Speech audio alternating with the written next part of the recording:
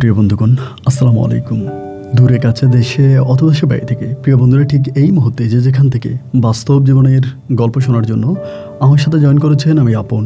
আর যে আপন জীবনের গল্পের 1341তম পর্বে আপনাকে প্রতিদিনের মতো স্বাগতম জানাচ্ছি। বন্ধুরা, আজ আমি আপনাকে শোনাবো বন্দনগরী চট্টগ্রামের ভাই মোহাম্মদ ইয়ামিন হোসেনের জীবনের চরম ভয়ঙ্কর রকম এক ভৌতিক বাস্তব জীবন কাহিনী। বন্ধুরা, আজকের গল্পের টাইটেল বান্দরবনের গহীনে এক পাহাড়ে বসবাস করে 2000 জিন। বান্দরবনের গহীনে এক পাহাড়ে বসবাস করে 2000 জিন। যে জিনের সাথে ইয়ামিনের এমন সব ঘটনা ঘটে যেটা রীতিমতো আপনার শ্বাসরোধ করে ফেলার মতো অবস্থা হবে, ভয়ে আটকে ওঠার মতো অবস্থা। এবং আমার কাছে কেন জানি মনে হয় যে এই গল্পটা শুনতে শুনতে আপনার নিজের কাছে মনে হবে, আপনি যদি ইয়ামিনের জায়গা থেকে গল্পটা শোনেন তবে আপনি নিজেও মনে হবে যেন 2000 পুরীর সাথে থেকে এসেছেন। আশা করব শুরু থেকে শেষ পর্যন্ত চট্টগ্রামের ভাই ইয়ামিনের জীবনের ভয়ঙ্কর রকম বাস্তব গল্পটা আপনার প্রত্যেকে আমার মুখে শুনবেন এবং গল্প শেষে ইয়ামিন ভাইকে আপনার মতো করে একটা মন্তব্য কমেন্ট বক্সে লিখবেন। ধন্যবাদ সবাইকে। সুপ্রিয় বন্ধুগণ, আসসালামু আলাইকুম। আমার নাম মোহাম্মদ ইয়ামিন হোসেন, আমার বাড়ি বন্দনগরী চট্টগ্রাম। বন্ধুরা, আমি আমার জীবনের গল্পটা শুরু করার শুরুতে আপনাদেরকে আমার পরিবারের সম্বন্ধে জানিয়ে রাখি। আমার পরিবারে আমি আছি, আমার বাবা আছে, মা আছে, রয়েছে আমার দাদা দাদি সহ আমার একজন কাকা। আমাদের পরিবারটা চট্টগ্রাম শহরের মধ্যেই এক উচ্চবিত্ত পরিবার। আমার বাবা পেশায় একজন সরকারি চাকরিজীবী। আমার বাবা সরকারের একেবারে উপরের মহলের অফিসার র্যাঙ্কে খুব ভালো মানের একটা চাকরি করে এবং সেই চাকরি করে আমার বাবা যে টাকা বেতন পায় তা দিয়ে মোটামুটি আমাদের পরিবারটা রাজার হালেই কেটে যায়। আমরা যে বাড়িতে থাকি এটাও আমার নিজের দাদার নির্মিত বাড়ি। ওই বাড়ির মধ্যে আমি থাকি। আমার কাকাও বিয়ে করে, কিন্তু কাকা তার ফ্যামিলি নিয়ে আলাদা থাকে, আমাদের বাড়িতে থাকে না। মাঝে মাঝে আসে, আমাদের সাথে বেড়ায় থেকে যায়।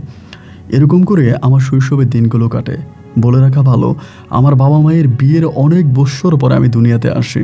মূলত আমার বাবা মা ভালোবেসে বিয়ে করে এবং ভালোবেসে বিয়ে করার পরেও আমার মায়ের গর্ভে কোনো সন্তান আসতেছিল না। আমার বাবা মায়ের বিয়ের প্রায় 15 বৎসর পরে আমি তখন আসি এবং আমি আসার পরে আমার দাদা আমার বাবা এতটাই খুশি হয় যে আমাদের মহল্লার সমস্ত মানুষদেরকে 10টা গরু জবাই দেয় এবং শুধু আমাদের মহল্লা নয়, 10টা গরু জবাই দিয়ে মাইকিং করে এলাকার লোকজনকে খাওয়ায়।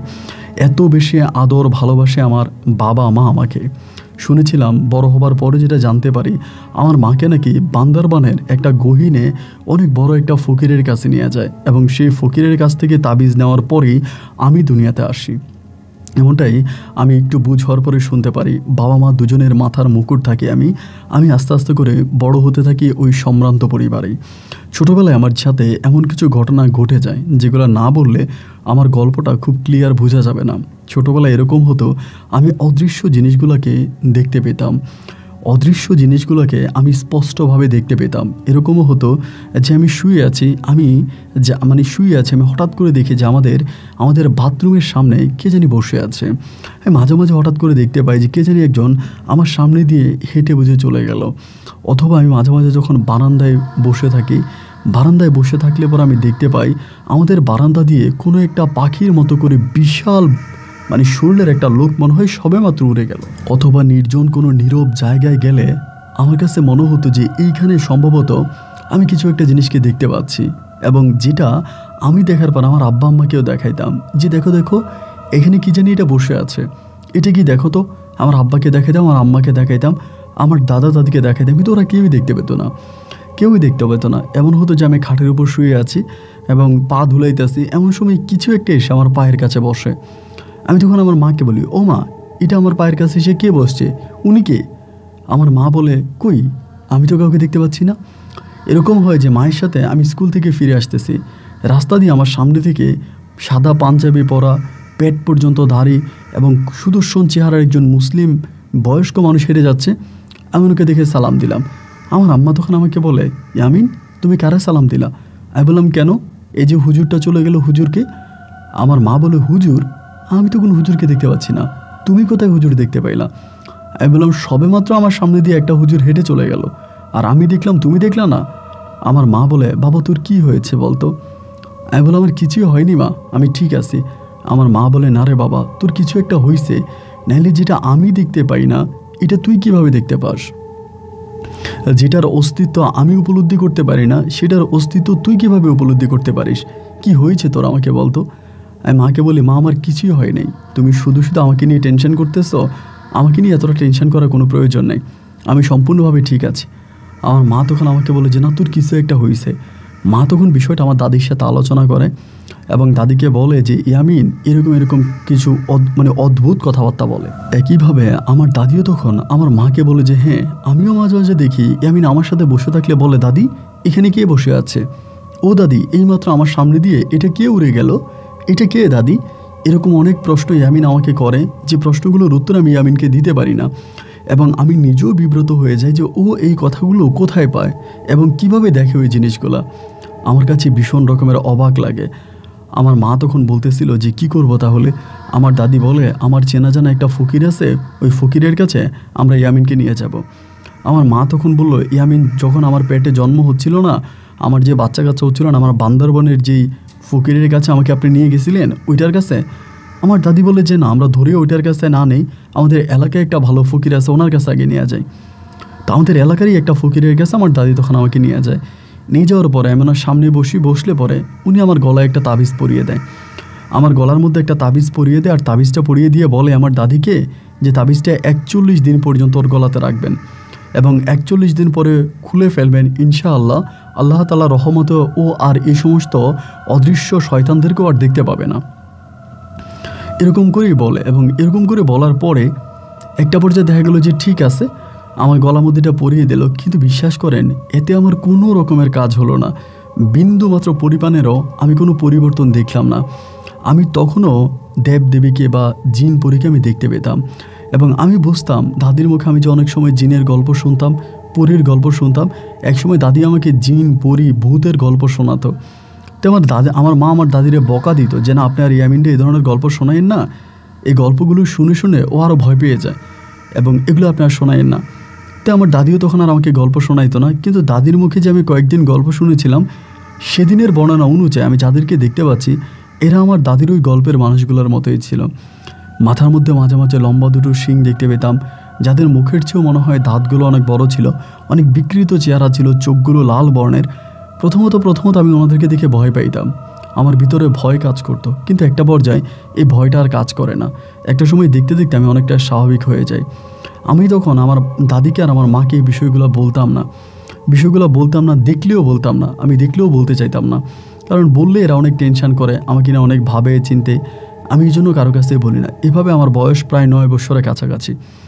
এবার 9 বছরের কাছাকাছি আমি তখন হতাম কি, খেতে বসতাম, ধরেন আমি তো আমার রুমের মধ্যেই খাইতাম, আমার মা আমাকে খাবার এনে দিত, বিশেষ করে দুপুরবেলা স্কুল থেকে ফিরে আসার পরে। তো একদিন হলো কি, আমি স্কুল থেকে ফিরে আসছি, মা আমার এনে খাবার দিল, আমি পেট ভরে খাবার খাইছি এবং খাবার খাওয়ার পরে আমি শুইতে গেছি এবং দেখলাম আমার মা আবারও ভাত নিয়ে আসছে প্লেটে করে। আমাকে বলে, ইয়ামিন তুমি স্কুল থেকে এসে শুয়ে পড়ছো, নাও খাবার খাও। আমি বললাম, তুমি না আমার সবেমাত্র খাবার দিয়ে গেলা? আমার মা বলে, কি বলো, আমি তোমার সবেমাত্র খাবার দিতে যাবো কেন, আমি তো মাত্র খাবার নিয়ে আসছি। আমার মা তখন বলে, কি হয়েছে তোমার? আমি তখন বললাম, তুমি তো একটু আগে আমার খাবার দিয়ে গেলা, আর আমি তো এই টেবিলে বসে বসে খাবার খেলাম, তুমি আবার খালি প্লেটটাও নিয়ে গেলা। আমার মা বলে, তুই কি পাগল হয়ে গেছিস, আমি তোর কোনো খাবার দিই নাই। মুহূর্তের মধ্যে মনে হলো যেন আমার পেটের ভিতরে কি জানি চলতেছে, প্রচুর পরিমাণের গোলাগুলি, এরকম যে মনে হচ্ছে আমার পেট ফেটে যাবে। আমি তখন বমি করতে শুরু করি এবং ওই বমি করতে সময় আমি দেখতে পাই আমার পেট থেকে মাটি বেরোচ্ছে। আপনি দেখবেন যে কেঁচুর যে মাটিগুলো হয় না, গ্রামে মানুষ দেখবেন রাস্তার পাশে কেঁচুর মাটি হয় একদম নরম, ওই মাটিগুলো তখন আমার পেট থেকে বেরোচ্ছে। আমার মা তো মুহূর্তের মধ্যে চিল্লাতে শুরু করলো। দাদা আসলো, আমার আব্বা তখন অফিসে, আমার দাদা, আমার দাদি এবং আমাদের বাসায় আরেকটা কাজের লোক ছিল, ওনারা আমাকে ধরাধরি করে ইমিডিয়েটলি হসপিটালে ভর্তি করালো এবং হসপিটালে ভর্তি করলো। আমি প্রায় 6 ঘন্টার মতো ডাক্তারের দেখাশোনায় ছিলাম এবং আব্বা একটা পর্যায়ে আসার পরে আব্বা আমাকে বারবার বলে যে তুমি মাটি খাইছিলা কেন? আব্বা আমাকে বলে, তুমি মাটি কেন খাইছো? আমি বললাম, না বাবা, আমি তো কোনো মাটি খাই নাই, আমার মা আমাকে মুরগির মাংস দিয়া ভাত দিছে, আমি তো এই ভাতগুলোই খাইলাম, এরপরে মা আমার জন্য আবার ভাত নিয়ে আসছে। আমার আব্বা তখন আমাকে বলে, কই তোমার মা তো বলে তোমার জন্য ভাত আনে নাই, তারপরেও তুমি তোমার আম্মাকে কেন বলতেছো সে তোমাকে ভাত দিয়ে গেছে? আমি বললাম, আম্মা আমাকে ভাত দিয়ে গেছে আব্বু, আমি মিথ্যা কেন বলতে যাব? তো এরপর আমার আব্বু বলে আমি বুঝছি, সমস্যা নেই, আপনি আপাতত বন্ধ রাখেন। এরপর আর আব্বু আম্মা আমাকে কোনো কিছু বলেন। আমি টানা 1 সপ্তাহের মতো হসপিটালে ভর্তি ছিলাম। আমি পুরো মাটি খেয়ে ফেলছি, সম্পূর্ণ মাটি, আমার পুরো পেট থেকে পুরো পেট আমার ক্লিন করা হয়। দ্যাটস ওয়াই একটা পর্যায়ে আমি তখন বাড়িতে আসি এবং বাড়িতে আসার পরে ভীষণ রকমের দুর্বল হয়ে যাই, ঠিকমতো খাওয়া দাওয়া করতে পারি না, ঘুমাইতে পারি না এবং এই অদৃশ্য জিনিসগুলোকে আমি সচরাচর আমার চারপাশে ঘুরতে দেখতে পাই। কখনো দেখি বসে আছে, কখনো আমার দিকে তাকিয়ে হাসতেছে, আবার আমাকে অনেক কিছু খাওয়ার জন্য বলে, কিন্তু আমি ভয়ে খাই না। ওই যে একবার খাইছিলাম, এটা মাটি হয়ে গেল পেটের মধ্যে, এই জন্য ওনারা কোনো কিছু দিলে আমি ইগনোর করি, খেতে চাই না। মাঝে মাঝে আমাকে ডাকে, আমার হাত ধরে টান দেয়, চুল ধরে টান দেয়। এবং একটা পর্যায়ে আমার মা তখন আর মেনে নিতে পারতেছিল না, আমার দাদিরে বললো যে চলেন আমরা বান্দরবানের যে মানে যে কবিরাজের কাছে একবার আপনি আমাকে নিয়ে গেছিলেন, ওখানে আমরা ইয়ামিনকে নিয়ে যাই। তো ওইখানে আমাকে তখন নিয়ে যাওয়া হয়। আমার মনে আছে একেবারে রাতের বাসে করে আমরা তখন বান্দরবান গিয়ে পৌঁছাই এবং বান্দরবানে পৌঁছানোর পরে রাতটা আমরা একটা হোটেলে স্টে করি। পরের দিন সকালবেলা বান্দরবান শহর থেকে অনেক দূরে ওনার বাড়ি, ওখানে আমার দাদি, আমার বাবা, মা সবাই আমাকে নিয়ে যায়। নিয়ে যাওয়ার পরে আমি ওনার কাছে সামনে বসি। উনি আমার সাথে খুব সুন্দর করে কথা বলে, তুমি ভালো আছো, তুমি খেয়েছো, তোমার শরীর ভালো, এরকম করে অনেক সুন্দর সুন্দর করেই কথা বলে। এবং উনি যখন আমার সাথে কথা বলে, আমার কাছে কেন জানি মনে হয় যে এই লোকটা আমার খুব পরিচিত, মানে আমার মনে হয় খুব আপন, আমাকে অনেক দিন ধরে চিনে। মানে লোকটাকে দেখার পরে না আমার ভিতরে এক ধরনের মায়া কাজ করতে শুরু করে, মনে হয় যেন সে আমার রক্তের কেউ, এরকমটা মনে হয়। পরে আমাকে বলে তোমার নাম কি? আমি বললাম আমার নাম ইয়ামিন হোসেন। পরে বলে তুমি এখন কাউকে দেখতে পাচ্ছ? আমি বললাম যে না, আমি কাউকে দেখতে পাচ্ছি না। পরে উনি একটা মন্ত্র পড়ে আমাকে ফু দিল। পরে বলে এখন কাউকে দেখতে পাচ্ছ? আমি বললাম হ্যাঁ পাচ্ছি। বলে কি দেখতেছো? আমি দেখলাম, আমি তখন বলতেছি যে আপনারা 3 জন বসে আছে, কিন্তু কবিরাজ তখন একজনই বসে আছে। আমার মা তখন ভয় পেয়ে যায়। তখন ওই মানে কবিরাজ আমার আম্মাকে বলতেছে আপনি ভয় পাবেন না, আপনি বসেন, আপনার ছেলে এখনই সুস্থ হয়ে যাবে, বসেন। এরপরে বলে যে ঠিক আছে, তুমি যেই 3 জনকে দেখতে পাচ্ছ তাদেরকে তুমি ধরো তো, স্পর্শ করো। তো বসে আছে, বাট আমি হাত দিয়ে স্পর্শ করলে কিছু দেখতে পাই না, মানে বাতাস হয়ে যায়। এমনি বসে আছে কিন্তু হাত দিয়ে ধরতে গেলে বাতাস, মানে ওই যে LED লাইটিংয়ের মতো। এখন একটা পর্যায়ে দেখলাম যে ও মা, আমি ধরতে গেলেই দেখি যে কিছুই নেই, এমনি বসে আছে, বাট ধরতে গেলে কিছু নেই। এরকম করে যখন মধ্যের লোকটারে ধরলাম তখন দেখি যে হ্যাঁ ওই লোকটা ঠিক আছে। উনি বলে এইটাই আমি। তো আমার ধরছে, আমি বললাম হ্যাঁ ধরছি। বলে এখানে বসো। এবার বসে পাশে যে 2টা লোককে দেখতে পাচ্ছ? আমি বললাম হ্যাঁ পাচ্ছি। বলে এই 2টা লোককে এই দোয়াটা পরে 2টা ফু দাও। তো আমি তখন একটা দোয়া পড়লাম, উনি আমাকে যেটা শিখাই দিল, পরে পাশে 2টা লোককে ফু দিলাম। তো 2টা লোককে আমি দেখতে পাচ্ছি না, এই খানিকের মধ্যে মনে হয় বাতাসের সাথে মিশে গেছে। এবং এরপর উনি আমার একটা তাবিজ পরাই দিল আমার গলার মধ্যে তাবিজটা পরাই দিয়ে আমার আম্মাকে বললো যে দেখেন, তাবিজের পাওয়ার যে কোনো সময় শেষ হয়ে যেতে পারে, এবং তাবিজের পাওয়ার শেষ হয়ে গেলে এটার কোনো নির্ধারিত নাই যে 3 মাস, 6 মাস, 1 বছর বা 6 বছর, এমন কোনো নির্ধারিত নাই যে এতদিন পরেই তাবিজটার পাওয়ারটা শেষ হবে। কিন্তু যে কোনো সময় তাবিজের পাওয়ার শেষ হবে। তাবিজের পাওয়ার শেষ হলে আপনার ছেলে আপনাদেরকে বললে আপনারা পুনরায় আবারও তাবিজ নিয়ে যাবেন। তো আমার আম্মা তখন বলে যে অনেকগুলো তাবিজ একসাথে দিয়ে দেন। উনি বলে যে না, অনেকগুলো তাবিজ একসাথে দেওয়া যায় না, আপনারা এটা শেষ হলে পর আবার নিয়ে যাবেন। আর আমার আমার আব্বাকে ডেকে বললো যে দেখেন, আসলে আপনার ছেলেটা একটু অস্বাভাবিকভাবে জন্মগ্রহণ করেছে, অস্বাভাবিকভাবে আমি আমার তন্ত্র মন্ত্রর গুণে, আমার সৃষ্টিকর্তার দয় আমি ওকে দুনিয়াতে এনেছি। তো এখন বড় কথা হচ্ছে যে আপনার এই ছেলের মাঝে কিছু অলৌকিক ক্ষমতা আছে, যেটা সাধারণত অন্য কোনো মানুষের মাঝে থাকে না। আপনার ছেলেকে জিন জাতিরা অনেক পছন্দ করে, জিন পরীর অনেক পছন্দ আপনার ছেলে, এবং যার কারণে আপনার ছেলে জিন পরীকে স্পষ্ট দেখতে পায়, এবং তারাও আপনার ছেলের সামনে তারা যে দৃশ্য এটা আপনার ছেলেকে দেখায়। আপনারা অনেকেই দেখতে পান না, কিন্তু আপনার ছেলে এটা দেখতে পায়। তবে আপনার ছেলেকে খুব সাবধানে রাখবেন, ওকে যে কোনো তান্ত্রিক বা বড় কোনো কবিরাজ পাইলে কোটি টাকা দিয়ে হলেও আপনার ছেলেকে কিনে নেবে। কারণ আপনার ছেলের শরীরে যদি তাবিজ না থাকে, ও যে কোনো সময় যে কোনো জিনকে, পরীকে ও দেখতে পাবে, ওর চোখ দিয়ে দেখতে পাবে, যেটা আমরা কেউই দেখতে পাবো না, কিন্তু ও দেখতে পাবে। ওকে আল্লাহ ওই ধরনের ক্ষমতা দিয়ে দান করেছে দুনিয়াতে, যার জন্য আপনারা ওকে একটু সাবধানে রাখবেন। ওকে সচরাচর চোখের আড়াল হতে দিবেন না, এবং কোথায় যায় কী করে সবসময় ওকে একটা আপনারা কন্ট্রোলিংয়ের মধ্যে রাখবেন। আমার আম্মা তখন বলতেছে যেটা আপনি কি বলেন, এভাবে কি কন্ট্রোলে রাখা যায়? ও কি করে বসে না করে বসে তা তো বুঝতে পারি না। আচ্ছা ঠিক আছে, যেহেতু আপনি এরপরেও বলেছেন, আমি তাহলে চেষ্টা করব। তো এরকম করে পরে আমি বাড়িতে চলে আসি। বাড়িতে আসে আমার আব্বা আম্মু। আনার পরে আমার তখন গলার মধ্যে তাবিজটা পরিয়ে দেয়। তো আমি তখন ওই তাবিজটা পরে আসি, তাবিজটা আর খুলি না, কিন্তু এই তাবিজটা থাকা অবস্থায় আমি আর কোনো কিছুই দেখতে পাই না। যতক্ষণ আমার গলার মধ্যে এই তাবিজটা আছে, আমি আর কোনো কিছুই দেখতে পাই না। আগে যে অদৃশ্য জিনিসগুলোকে দেখতাম, এনারা আমার কাছে আসতো, আমার পাশে বসতো, আমার সাথে কথা বলতো, এই জিনিসগুলোকে আমি এখন আর টোটালি দেখতে পাই না। মানে টোটালি এই জিনিসগুলো আমার কাছ থেকে ভ্যানিশ হয়ে গেছে এবং আমিও আস্তে আস্তে এই মেমোরি, এই স্মৃতিগুলো ভুলতে শুরু করি। এরকম করতে করতে করতে করতে প্রায় আমার জীবন থেকে অনেকগুলো বৎসর কেটে যায়। একটা পর্যায়ে আমি এসএসসি পরীক্ষা দিয়ে আমার এসএসসি রেজাল্টও দুর্দান্ত ভালো হয়। আমি পড়াশোনার প্রতি অনেক ভালো ছিলাম। এসএসসি রেজাল্ট আউট হওয়ার পরে তখন আমি ইন্টারমিডিয়েটে পড়ি এবং ইন্টারমিডিয়েটে পড়া অবস্থায় আমাদের বাসার মধ্যে হঠাৎ করে একটা মেয়ে আসে। আমি তখন ইন্টার সেকেন্ড ইয়ারে পড়ি। ওই সময় মেয়েটা ক্লাস 9-এ পড়ে। মেয়েটা হচ্ছে চাকমা, যার নাম হচ্ছে সুস্মিতা চাকমা। তাই আমার মা বাবা নিয়ে আসে, কারণ মেয়েটা আমার আব্বার এক বন্ধু, মানে আমার আব্বার সিনিয়র আর কি, আমার আব্বার অফিসে সিনিয়র ছিল। তো ওই সিনিয়রের মেয়ে, মানে সিনিয়র সবচেয়ে ছোট মেয়ে। তো আমার আব্বুর মানে যিনি সিনিয়র, উনি রিটায়ার্ড হয়ে গেছে, উনি চলে যাবে ওনার এলাকাতে। ওনার বাড়ি হচ্ছে বান্দরবান, উনি ওখানে চলে যাবে।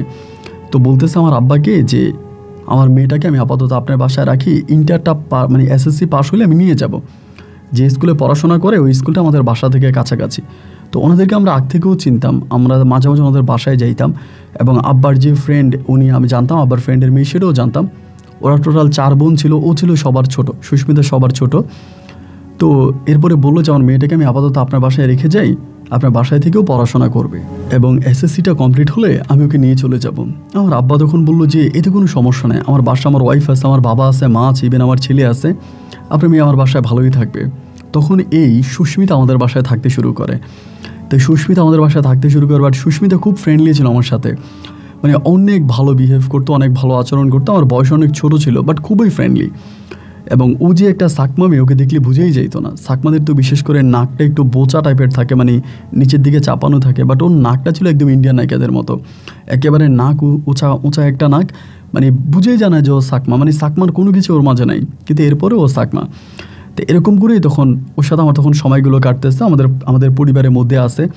তো এরকম করতে করতে ওর সাথে আমার মোটামুটি একটা ভালো ফ্রেন্ডশিপ হয়ে যায়।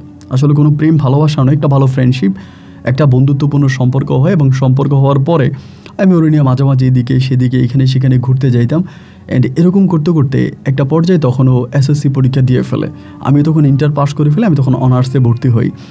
তো এসএসসি পরীক্ষা দিয়ে ফেলার পরে সুস্মিতার বাবা মা তখন বললো যে ওকে নিয়ে চলে যাবে, ওদের এলাকায় নিবে বান্দরবনে, ওখানে নিয়ে ভর্তি করাবে, তো ওখানে নিয়ে যাবে। তো সুস্মিতা যদি আমাদের বাসা থেকে চলে যায়, আমি সেদিনের স্মৃতিটা কখনো ভুলতে পারবো না।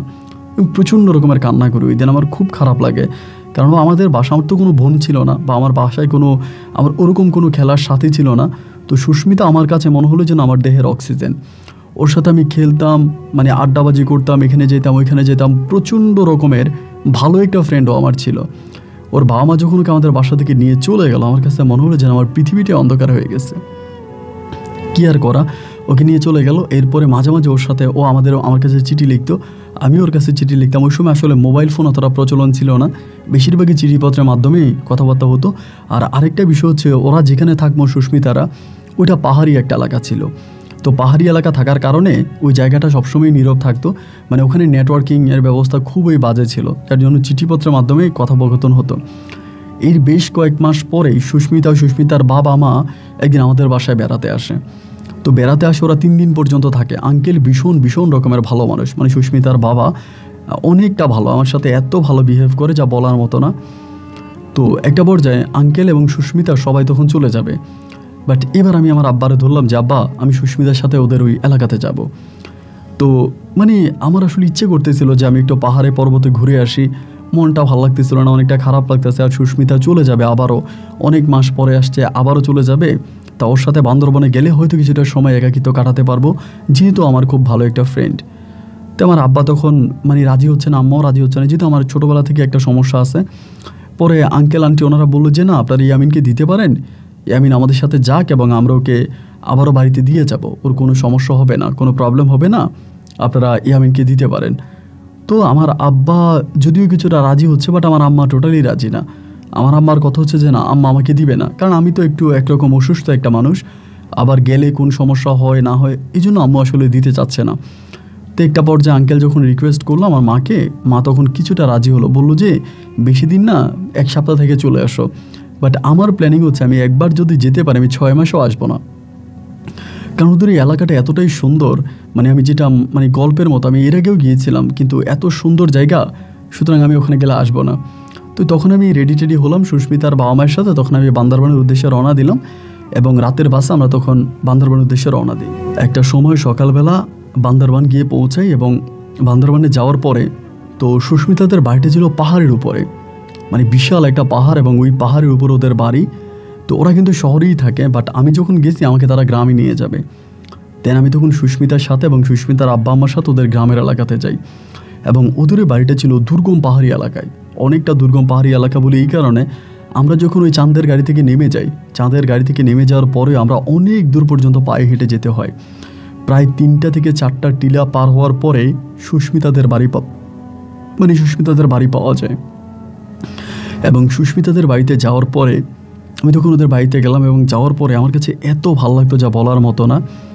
এরকম করতে করতে সুস্মিতা আমাকে বিভিন্ন পাড়ায় নিয়ে যেত, ওর অনেক বান্ধবী আছে ওদের এলাকাতে, সাকমা মেয়েরা আছে, ওদের পাড়া আমাকে নিয়ে যেত, নিয়ে পরিচয় করাই দিত। ওর নাম ইয়ামিন, বলতো ওর নাম ইয়ামিন, ওরা চট্টগ্রামে থাকে, মানে এরকমভাবে তখন সবার সাথেও পরিচয় করাই দিত, মানে আমার সবার সাথে ইন্ট্রোডাকশন করাই দিত। তো এরকম করতে করতে প্রায় 2 দিন পর একদিন আমাকে বলতেছে সন্ধ্যার সময়, মানে সন্ধ্যার কিছুক্ষণ আমাকে বলে যে আমিন ভাইয়া একটা কথা বলি। ও আবার খুব সুন্দর বাংলা ভাষায় কথা বলতে পারতো, যে আপনি কিছু মনে করবেন না। আমি বললাম যে না, আমি কিছু মনে করবো না। কেন, কী হয়েছে বলো? আমাকে বলতেছে আপনি গলার মধ্যে তাবিজটা ঝুলে রাখেন কেন?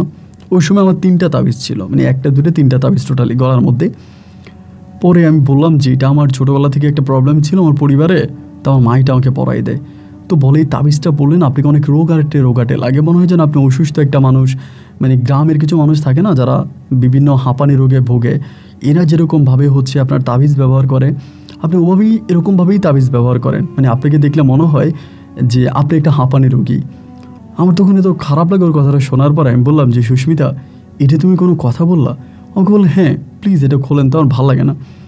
এই বলার পর ও তখন নিজের হাতে জোর করে তাবিজটা খুলে ফেললো আমার গলা থেকে, এবং তাবিজটা খুলেও তখন আমি তখন পাহাড়ের চূড়ায় বসেছিলাম উপরে, ও তখন নিচে তাবিজটারে মানে একদম দূরে ছুঁড়ে মারলো, পাহাড় থেকে অনেক দূরে ছুঁড়ে মারলো। এবং তাবিজটা ফেলে দেওয়ার পরে মানে আমার ভিতরে কেমন জানি ভয় লাগতে শুরু করে।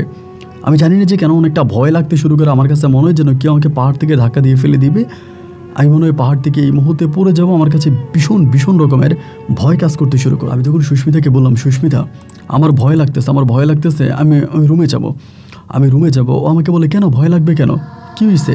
আমি বললাম না কিছুই হয় না, আমার ভয় লাগতেছে, আমাকে রুমে নিয়ে চলো। একটা পর্যায়ে ওরা ধমক দিয়ে বলি যে প্লিজ আমাকে রুমে নিয়ে চলো। যখন ধমক দিয়ে ও তখন ভয় পেয়ে যায়, ভয় পেয়ে আমাকে বলো আচ্ছা ঠিক আছে তাহলে চলেন। আমাকে রুমের মধ্যে নিয়ে যায় এবং রুমের মধ্যে নিয়ে যাওয়ার পরে আমার শরীরটা ভাই তখন কেমন জানি করতেছিল যে আমি আপনাকে বোঝাতে পারবো না। মানে শরীরটা কেমন লাগতেছিল, শরীরের ভিতরে এক ধরনের মানে কেমন যে হচ্ছে আমি বলে বোঝাতে পারবো না। এবং এরকম করতে করতে অনেকক্ষণ ধরে আমার পাশে বসেছিল, আমার জন্য ফল কেটে আনতেছে, এটা আনতেছে ওইটা আনতেছে। তো একটা পর্যায়ে তখন আমারে বলতেছে, প্রায় রাত্র তখন 12টার কাছাকাছি বাজে, আমার তখন বলে যে যাবেন বাইরে, আকাশে অনেক সুন্দর একটা চাঁদ তুলছে এবং চারদিকটা অনেক চমৎকার সুন্দর লাগতেছে। পাহাড়ের উপর থেকে চাঁদের আলো দেখাটার মজাটাই না আলাদা। পাহাড়ের চূড়ায় বসে যখন আপনি চাঁদের আলো দেখবেন এবং ছোটো ছোটো পাহাড়গুলোর উপরে যখন চাঁদের আলোটা পড়বে, তখন আপনি না মুগ্ধ হয়ে যাবেন, দেখলে যাবেন। আমি তখন বললাম যে আচ্ছা ঠিক আছে চলো। এই কথা বলে তখন আমার ভিতরেও ভালো লাগতেছিল না, রুমের মধ্যেও কেমন জানি দম বন্ধ হয়ে আসতেছে, খারাপ লাগতেছে, যার জন্য আমি তখন সুস্মিতার কথা রাজি হলাম। এবং রাজি হওয়ার পর আমি তখন ওর সাথে বেরোলাম। বের হয়ে ওদের ঘরের সামনে, মানে ওদের ওই বাসার সামনেই একটা খোলা জায়গা আছে, ওই জায়গাটার মধ্যে বসে ভাবলাম বাইরের দিকে গেলে একটু ভালো লাগবে। ও যেহেতু ডাকতেছে আমি তখন বাইরের দিকে গেলাম, মানে বেরোইছি। এবং বেরোয়ার পরে মানে আমার ভিতরে তখনও কেমন যেন একটা ভয় কাজ করতেছে, মানে কেমন যে ভয় লাগতেছে আমি আপনাকে বলে বোঝাতে পারবো না। একটা পর্যায়ে ওখান থেকে বেরোলাম এবং বেরোয়ার পরে ওদের বাসার সামনেই বসার মতো একটা জায়গা আছে, মানে এই পাশটাতে পাহাড়, মানে চারদিকেই পাহাড়ের চূড়ার মধ্যে ওদের ওই ইয়েটা আর কি, মানে ও যেটা বলে যে ওদের ওই কারবারির বাড়ি, তো ওই কারবারির বাড়ির সামনে বসার একটা জায়গা আছে, ওইখানের মধ্যে আমি তখন বসছি ওদের পাড়ার ওখানে। বসার পরে মানে ওই জায়গাটার মধ্যে বসে আমি দেখতেছি আমি যেখানে বসে আছি এখান থেকে মোটামুটি অনেকটা দূরে প্রায় 10-15টা পাহাড় পার হওয়ার পরে একটা পাহাড় ছোট, অতটা বড় না, ওই পাহাড়ের উপরে অনেকগুলো মানে মনে হলো যেন ডানা আছে, এরকম অনেকগুলো মানুষ একসাথে বসে আছে। বাট এই মানুষগুলো দেখতে একেবারে ফর্সা সাদা এবং ক্লিয়ার বোঝা যাচ্ছে না, বাট মনে হচ্ছে যেন অনেকগুলা মানে মানুষ ওখানে বসে আছে। আমি তখন সুস্মিতাকে বললাম যে সুস্মিতা, ওই যে একটা পাহাড় দেখা যাচ্ছে, ওইটা কিসের পাহাড়? ও আমাকে বলে এটা পরীর মহল। আমারে বলে, আমি বললাম পরীর মহল? বলে হ্যাঁ। আমি বললাম পরীর মহল মানে কি? ও বলে এটা পরীদের পাহাড়। আমি বললাম পরীদের পাহাড়? বলে হ্যাঁ। আমি বললাম তুমি এটা কীভাবে বলতে পারো এটা পরীদের পাহাড়? ও আমাকে বলে হ্যাঁ, ওখানে আমার দাদির মুখে শুনেছিলাম পরীরা বসবাস করে। আমার দাদি আমাকে বলেছিল ওখানে হাজার হাজার পরীদের বসবাস, এবং আমরা অনেক সময় রাতের বেলায় ওখানে পরীদেরকে দেখতে পেতাম। আমি বললাম আচ্ছা, তুমি কি এখন ওখানে পরী দেখতে পাচ্ছ? একটু তাকাও তো। ও তখন তাকিয়ে বলে কই না তো, এখন তো কোনো কিছুই দেখা যাচ্ছে না। আমি বললাম কি বলো কোনো কিছু দেখা যাচ্ছে না? তুমি ভালো করে তাকিয়ে দেখো যে কোনো কিছু দেখো কি না। ও আমাকে বলতে আরে বাবা আমি তো ভালো করেই তাকাইলাম, বাট এখানে তো আমি কিছু দেখতে পাচ্ছি না, এখানে তো কোনো কিছু নাই। আমি বললাম যে না, এখানে পরী আছে, হয়তো তুমি দেখতে পারতেছো না, মানে হয়তো তুমি দেখতে পারতেছো না, বাট ওখানে পরীরা আছে। আমি অনেকগুলো পরীকে ওখানে বসে থাকতে দেখতেছি। ও আমাকে বলে তোমার মাথা খারাপ হয়ে গেছে, মানুষ কি এভাবে পরী দেখে নাকি? আমি তো জীবনে কখনো দেখিনি, বাট আমার বাবা মায়ের মুখে শুনেছিলাম মাঝে মাঝে নাকি এখানে পরীরা বসে, ওনারা নাকি দেখতে পায় অদৃশ্য, মানে এরকম মানে কিছু একটা দেখতে পায়। বাট আমি বললাম আমি সত্যিই দেখতে পাচ্ছি। ও আমাকে বলে ধুরো পাগলামি করো না তো। আমি বললাম আচ্ছা ঠিক আছে যাও, তুমি আমার কথা বিশ্বাস করো না। এর পরের দিন তো ওর সাথে রাতের বেলা আবার আমি ঘরে চলে আসি এবং ঘরে এসে আমি ঘুমাই। মানে পাহাড়ের চূড়ায় ওদের ঘরটা অসম্ভব রকমের ভালো লাগার মতো একটা জায়গা, মানে মনে হয় যেন ওখানে বসলে পুরো শরীরটা শীতল হয়ে যায়। এবং ওই জায়গার মধ্যে বসলাম, এবং এরপরের দিন সুস্মিতা তার বাবা মাকে বিষয়টা জানালো। জানাইয়া বলতেছে ইয়ামিন ভাইয়া বলতেছে উনি যেখানে বসে ওই যে পরীর মহল বলে আমাদের যে পাহাড়টা আছে, ওই পরীর মহল পাহাড়ে নাকি তিনি অনেকগুলো পরীকে গতকালকে রাতে দেখতে পাইছে। তো ওর বাবা তখন আমার দিকে তাকিয়ে আছে এবং ওর মা বলতেছে সত্যি দেখেছো? আমি বললাম হ্যাঁ, আমি অনেকগুলো পরীকে দেখেছি ওই পাহাড়ের উপরে বসে থাকতে। উনি তখন হাসি দিয়ে বলে তাহলে তুমি অনেকটা ভাগ্যবান, তোমার ভাগ্য অনেক বেশি ভালো, কারণ ওদেরকে যারা দেখা দেয় ওরা তো দেবতা, মানে ওরা মনে করে যে পরীগুলো তাদের কাছে দেবতা। তো বলে দেবতা তো সবার চোখের সামনে আসে না বা সবাইকে দেখা দেয় না, দেবতা যেহেতু তোমাকে দেখা দিয়েছে তার মানে তুমি অনেক ভাগ্যবান, আমাকে এটা বলে। তো আমি তখন সারাটা দিন কাটাই দিলাম, এবং পরের রাতে আমি সুস্মিতাকে আবারও বললাম যে সুস্মিতা চলো না, আজও তো চন্দ্রিমার আলো আছে, আমি ওখানে গিয়ে বসি, এবং বসলে আমি পরী দেখতে পাবো। মানে আমি মূলত পরী দেখার টার্গেটে ওকে বলি। ও তখন আমাকে বলে সত্যিই তুমি পরী দেখো না মিথ্যা বলো? আমি বললাম না, আমি সত্যিই পরীদেরকে দেখতে পাই। তো এরপরে আমি তখন ওইখানে গিয়ে বসছি, ওই জায়গাটার মধ্যে আবারও গিয়ে বসছি। বসার পর আমি এগুলোকে আবারও দেখতে পাচ্ছি। এগুলি কী করে জানেন? মানে একটা মৌমাছির বাসার মধ্যে যেরকম করে মৌমাছিরা চারপাশে বনবন বনবন বনবন করে ঘুরে ঘুরে আবার বাসার মধ্যে এসে বসে, আমার কাছে মনে হচ্ছিল পাহাড়টা একটা মৌমাছির বাসা। এই পাহাড়টা হচ্ছে একটা মৌমাছির বাসা, এবং এই পরীগুলা পাহাড়ের চারপাশটায় বিচরণ করে বব করে ঘুরে আবার এসে পাহাড়ের মধ্যেই বসে। মনে হলো এটাই যেন পরীদের রাজ্য বা পরীদের মহল। সারাটা রাত আমি এই দৃশ্যটা দেখলাম, এবং ও আমাকে বারবার ঘরে নিয়ে যেতে বলে, বাট আমি যাই না। আমাকে বারবার ঘরে নিয়ে যেতে বলে, আমি যাই না। এবং এরকম করে করে এই রাতটাও তখন আমার কেটে গেল। তো ওই রাতটাও কেটে গেল। কেটে যাওয়ার পরের দিন তখন আমিও সুস্মিতা পাড়ার মধ্যে ঘুরতে বেরোইছি, ওদের পাড়ার মধ্যে ঘুরতে অনেকটা দূর যাওয়ার পরে ওদের পাড়ারই একজন কারবারি বয়স্ক একটা লোক, ওই লোকটার কাছে তখন সুস্মিতা গেল, এবং গিয়ে সম্ভবত সুস্মিতার দাদা বা বড় দাদা এরকম টাইপের কিছু হতে পারে। সুস্মিতা ওই লোকটার সাথে অনেক দুষ্টামি করলো, ওই লোকটার সাথে অনেক কথাবার্তা বললো, এবং ওই লোকটাও সুস্মিতার সাথে অনেক কথাবার্তা বললো। এরকম করে কথাবার্তা বলতে বলতে সুস্মিতা একটা সময় আমার কাছে মনে হলো যে পরীর নামটা ধরে ওই লোকটাকে কোনো কিছু বলছে। বাট ওদের ওই ল্যাঙ্গুয়েজ ভাষা তো আমি বুঝি না, ওদের ওই মানে স্থানীয় যে ভাষা ওইটা তো আমি জানি না।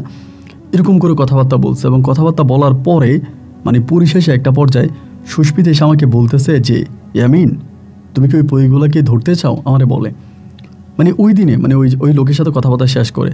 আমি তখন বললাম পরীকে কি ধরা যায়? বলে হ্যাঁ, আমার কাছে একটা জিনিস আছে, এই নামে যদি ডাকো তাহলে পরীরা সাড়া দিবে। আমি বললাম ওই নামে? কী নাম এটা? তখন আমাকে একটা নাম বলে, একটা ছোট্ট নাম বলে, ওয়ার্ড বলে, ওই ওয়ার্ডটা বলে। আমি তখন বললাম যে এটা তো একটা মানুষের নাম। বলে হ্যাঁ, এই নামে তুমি যদি ডাকো তাহলে ওরা সাড়া দিবে। আমি তখন বললাম সত্যি নাকি? বলে হ্যাঁ। তো এই কথা বলার পরে এই দিনে মানে ওই দিন রাতের বেলায় আমি আবারও ওই পাহাড়ের চূড়ার মধ্যে গেলাম সুস্মিতার সাথে। যাওয়ার পর ওদের ওই পাড়ার ওখানে বসে আমাকে বলে ওইটা ধরে ডাক দাও। আমি তখন জোরে ওই নামটা ধরে ডাক দিলাম, এবং জোরে ওই নামটা ধরে ডাক দেওয়ার সাথে সাথে আমি বুঝতে পারলাম যে জিনিসগুলো মনে হয় যেন দৌড়ে আমার কাছে আসতেছে। মানে এরকম উড়ে উড়ে, পাখিরা যেরকম উড়ে উড়ে আসে, মনে হলো যেন এরকম উড়ে উড়ে জিনিসগুলো আমার দিকে মুভ করতেছে। আমি তখন মাগো বলে ঘরের দিকে দিলাম দৌড়, ঘরের দিকে দৌড় দিলাম। সুস্মিতা তখন আমার পিছনে পিছনে আসলো। ঘরে আসার পর আমি তখন ঘামাচ্ছি, মানে প্রচুর ঘাম বেরিয়েছে। আমাকে বলে কী হয়েছে? আমি বললাম জানো, পরিগুলো না আমি ডাক দেওয়া মাত্রই আমার দিকে দৌড়ে আসছে, আমি ওদের কি স্পষ্ট দেখতে পাচ্ছি। সুস্মিতা আমাকে বলে কি পাগলের মতো যাতা বলছো? আমি বললাম আচ্ছা এই নামটা তুমি জানলা কেমন করে? ও বলে ওই দাদা বললো পরীদেরকে ওই নামে নাকি ডাকলে পরীরা চলে আসে। তা আমি বললাম যে তুমি আমাকে ওই নামটা কেন শিখিয়ে দিলা? ও বলে দূরও ছাই, বাদ দাও তো, এটা কোনো কথা নাকি, চলো বাইরে যাবো। আমি বললাম যে না আমি আর যাবো না। ও আমাকে বলে ইয়ামিন চলো বাইরে যাই, কিছুই হবে না। আমি বললাম যে না প্লিজ আমি আর যাবো না, আমার প্রচণ্ড ভয় লেগে গেছে, আমি আর যেতে চাই না। আমাকে বলে ঠিক আছে, যদি যেতে না চাও তাহলে এখানে চুপটি করে ঘুমিয়ে যাও, আমি সকালে তোমার সাথে আবারও কথা বলবো। এই কথাগুলো তখন বেরিয়ে গেলে আমি দরজাটা আটকালাম, মানে কাঠের দরজা ছিল আর কি, দরজাগুলো কাঠের, ঘরটাও কাঠের। একটা পর্যায়ে আমার কিছুটা তন্দ্রায় আসছে, আসার পরে আমি দেখলাম যে হঠাৎ আমার ঘুমটা ভেঙে গেল, এবং ভেঙে যাওয়ার পরে আমার রুমের ভিতরে আমি কতগুলো মানে কতগুলো মেয়েকে একসাথে দেখতে পাচ্ছি, আমি কাউন্ট করতে পারবো না, অনেকগুলো মেয়ে একসাথে। বাট আমি সবার দিকে তাকাচ্ছি, সবাই আমার দিকে তাকিয়ে আছে, খুব সুন্দর মেয়েগুলো, অনেকটা সুন্দর চেহারা, সবগুলোর চেহারাই অনেক মায়াবী, অনেকটা সুন্দর। আমাকে বলে আপনি আমাদের মেহমান, আমাদেরকে কেন ডেকেছেন? আমি তখন মানে মানে কী বলবো না বুঝতে পারি না। আমি বললাম যে না কই, আমি তো আপনাদেরকে ডাকি নাই। বলে ডেকেছেন তো, আপনি ডেকেছেন বলেই তো আমরা এসেছি। আমি তখন বললাম যে আপনারা কারা? তখন এক একজন করে নাম বলতে শুরু করে, অনেকগুলো ওইখানে, অনেকগুলা, আমি কাউন্ট করতে পারবো না এতগুলা। পরে বলে আমরা অনেকে আসছি আর অনেকে বাইরে দাঁড়িয়ে আছি, অনেকে বাইরে দাঁড়িয়ে আছে আর কয়েকজন মাত্র ভিতরে আসছে। আমি তখন বললাম যে না আমি তো আপনাদেরকে চিনি না। বলে আমরা ওই পাহাড়ে থাকি, আপনি আমাদেরকে ডেকেছেন, যার জন্য আমরা আপনার কাছে এসেছি, আর আপনি আমাদের গুরুর আশীর্বাদ। আমাকে বলে যে আপনি আমাদের গুরুর আশীর্বাদ, আপনার উপরে আমাদের গুরুর আশীর্বাদ আছে, যার জন্য আমরা আপনার কথা শুনবো। আমরা যদি আপনার কোনো কাজে আসি তাহলে আমরা নিজেদের ধন্য মনে করব। আপনি বলেন আমরা আপনার কোনো কাজে আসবো? আমি বললাম যে না আমার কোনো কাজে আমি তোমাদেরকে প্রয়োজন নাই। তো বলে আপনি যদি আমাদের মহলে ঘুরতে যান আমরা অনেক খুশি হব, যাবেন আমাদের মহলে? আমি বললাম যে না আমি আপনাদের মহলে যাব না, আর আমি তো আপনাদের মহল চিনি না। বলে ওইটাই আমাদের মহল, আমাদের মহলটা অনেক বেশি সুন্দর, আপনি যদি আমাদের মহলে যান অনেক খুশি হবেন। আমি তখন বললাম যে আচ্ছা ঠিক আছে একদিন যাব, তবে আজকে না, আজকে আপনারা চলে যান। এটা বলা মাত্রই না সবগুলো বিড়বিড় করে মনে হলো যেন মৌমাছির মতো এই মানে যে কাঠের ঘরের যে ছিদ্রগুলো আছে, ফাঁকাগুলো আছে, এই ফাঁকা জায়গাগুলো দিয়ে বেরিয়ে গেছে। এবং এই ঘটনা কাউকে বোঝানো যাবে না, মানে এইটা নর্মালি কোনো মানুষ বিশ্বাসও করবে না যে এইরকমভাবে এই জিনিসগুলো বর্ণন করে এই কাঠের ফাঁক দিয়ে সবগুলো তখন বেরিয়ে চলে গেল। এবং এগুলো বেরিয়ে যাওয়ার পরে আমি তখন সুস্মিতাকে ডাকতে শুরু করলাম। সুস্মিতা তখন আর আসলো না, আমি সারাটা রাত ঘুমোতে পারিনি, এখানে বসে আছি। একটা পর্যায়ে সুস্মিতা তখন আসছে সকালবেলা, এসে আমাকে বলতেছে কী ব্যাপার তুমি ঘুমাও না রাতে? আমি বললাম যে না আমি তো রাতে ঘুমাই নেই। আমাকে বলে কেন? আমি বললাম জানো রাতের বেলায় না সবগুলো পরি আমার কাছে আসছে। আমাকে বলে কি বলো, এগুলো কোনো কথা? আমি বললাম আমি সত্যিই বলতেছি, আমি তোমার সাথে এক ফোঁটাও মিথ্যে বলতেছি না, রাতের বেলায় সবগুলো পরি আমার কাছে আসছে, এবং পরিগুলো এসে আমার সাথে অনেক কথাবার্তা বলছে, আমার সাথে অনেক গল্প করছে, আমার সাথে অনেক দুষ্টমি করছে, আমার সাথে আড্ডা মারছে, বাট আমি তাদের চলে যেতে বলাতেই তারা চলে গেল। আমাকে বলে তাই নাকি, মানে তুমি পরিদেরকে ডাকলে পরিরা চলে আসে? আমি বললাম হ্যাঁ তাই তো দেখলাম। আমি ওনাদেরকে ডাক দিলাম আর ডাক দেওয়া মাত্র ওনারা চলে আসছে। পরে আমাকে বলতেছে আমিন তোমার কথাগুলো না আমার কাছে কেমন জানি হাস্যোজ্জ্বল কথা মনে হচ্ছে, যে তুমি পরিদেরকে ডাকলে পরিরা তোমার কাছে চলে আসে, এটা কোনো কথা? এরকম করতে করতে পরের রাতটা আসছে, আসার পরে আমি ওরে বললাম যে চলো আমরা ওখানে গিয়ে বসি। তা আমি ওরে নিয়ে বসে আছি, আমি পরিগুলোকে দেখতে পাচ্ছি ওরা আমার পাহাড়ের চারপাশে আসছে, মানে চারপাশটাতে সেরকম করে উঠতেছে বসতেছে, খুব সুন্দরভাবে আমি দেখতেছি। তো আমি বলি সুস্মিতাকে বলি যে সুস্মিতা দেখো না এই পরিগুলো আমার চারপাশে কেমন বিচরণ করতেছে, আমার চারপাশে কেমন ঘুরতেছে, ওদের কত সুন্দর লাগতেছে। সুস্মিতা আমাকে বলে দূরও ছাই, আপনি মনে হয় পাগল হয়ে গেছেন, এখানে পরি পাইলেন? আমি তো কিছুই দেখতে পাচ্ছি না, কয়েকটা ঝিঝি পোকা ছাড়া তো অন্ধকারে আর কোনো কিছুই দেখা যায় না। আমি তখন বললাম এক একটা এত বড় পরি মানুষের মতো সাইজ, ওরা চারপাশে ঘুরতেছে আর তুমি এটা দেখতে পাচ্ছ না?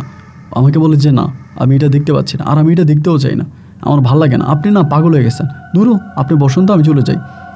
এই কথা বলেও আমাকে বসেও তখন চলে গেছে। এবং চলে যাওয়ার পরে মুহূর্তের মধ্যে না সবগুলো পরি আমার চারপাশে এসে বসে তারা আমার সাথে কথা বলতেছে। আমি এক একজনের সাথে কথা বলে প্রায় 2 থেকে 3 হাজারের মতো পরি হবে। পুরোটা পাহাড় চেয়ে গেছে, আমার চারপাশে বসে আছে, আমার সাথে গল্প করতেছে, আমাদের সাথে কথা বলি, ওরাও আমার সাথে কথা বলে এবং এক একজনে এক একটা কথা বলে, খুবই মজা হইতেছে। এবং ফজরের আজানের কিছুক্ষণ আগে ওরা বলে আমরা চলে যাব, আমরা আর থাকবো না, আমাদেরকে চলে যেতে হবে। আমি তখন বললাম চলে যাবা? বলে হ্যাঁ চলে যাব। এরপরে আর সবাই তখন চলে গেছে, একেবারে যাচ্ছে যে দলবদ্ধভাবে উড়ে যাচ্ছে, মনে হয় যেন বিশাল একটা পাহাড় উড়ে যাচ্ছে। তখন চারদিকে আপনার আলো ফুটতেছে, আমি তখন রুমে চলে আসলাম, সারাটা দিন ঘুমাইলাম। সুস্মিতা আমাকে এরই মাঝে অনেকবার ডাকছে, বাট আমি দরজা খুলি নাই। বিকেলবেলা দরজা খুললাম, খোলার পরে সুস্মিতা আমাকে বলে কী হয়েছে বলেন তো, আপনি মানে তুমি এরকমটা কেন করতেছ? আমি বললাম কী করতেছি? বলে তুমি না কেমন জানি হয়ে যাচ্ছ, তুমি দিনের বেলা এত ঘুমাচ্ছ কেন? আমি বললাম আরে আমি তো সারা রাত ঘুমাই নাই, পরীরা সবগুলো আমার কাছে আসছে, আমি সবার সাথে বসে বসে গল্প করেছি, আড্ডাবাজি করেছি, ওর সাথে মজা করেছি, যার জন্য হচ্ছে মানে আমি সারা রাত ঘুমাতে পারিনি। ও আমাকে বলে আবারও সে একই কথা, তুমি পরিদের সাথে আড্ডা মেরেছো, পরিদের সাথে গল্প করেছো, এটা কোনো কথা হলেই আমিন, তুমি না সত্যিই পাগল। আমি তখন বললাম যে না রে না, তুমি আমাকে পাগল মনে করো, আমি তোমার সাথে এক ফোঁটাও মিথ্যে বলতেছি না, ঠিক যেটা আমার সাথে ঘটতেছে আমি সেটাই তোমার সাথে শেয়ার করতেছি। এই পরিগুলো রাতের বেলা আমার কাছে আসে, আমার পাশে বসে, আমার সাথে গল্প করে, আমার সাথে রোমান্স করে, ও তখন হাসে, বলে ঠিক আছে একটা পরিরে বিয়ে করে ফেলো। আমি বললাম হ্যাঁ সত্যি তো করবো। আমাকে বলে ঠিক আছে পরীকে পরে বিয়ে করিও, তোমার আম্মু চিঠি লিখছে, তোমাকে পাঠিয়ে দিতে হবে, আজকে বিকেলে আজকে রাতের বাসে তোমাকে পাঠিয়ে দিব, রেডি হও। আমি বললাম কি আমত হলো, তো আমি এখান থেকে যাবো না। ও আমাকে বলে বলো কি, তোমার আম্মা কড়া ভাষায় চিঠি লিখছে, তোমাকে যেতেই হবে, তোমার আম্মা তোমাকে অনেক মিস করতেছে এবং তোমার আব্বাও বলছে তোমাকে চলে যাওয়ার জন্য, তোমাকে চলে যেতে হবে। আমি বললাম সুস্মিতা তুমি আমাকে বিদায় করে দিবা?